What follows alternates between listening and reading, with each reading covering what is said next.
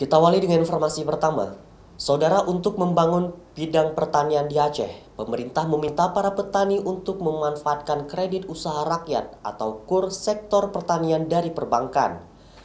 Dana pinjaman itu nantinya dapat digunakan oleh pelaku bidang pertanian untuk membeli sarana dan prasarana pertanian yang dibutuhkan oleh petani.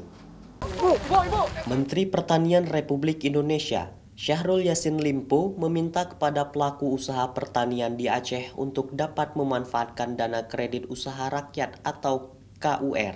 Bunga yang rendah yaitu 6% per tahun, petani dapat terbantukan untuk membeli sarana dan prasarana yang dibutuhkan.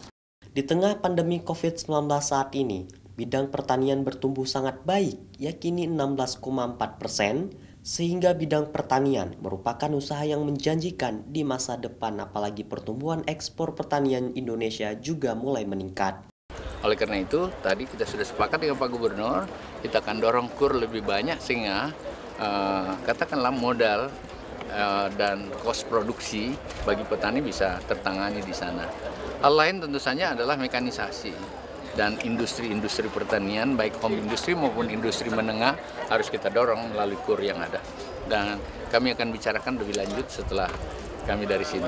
Saya pikir yang terpenting untuk pengembangan pertanian kita adalah sektor finansial.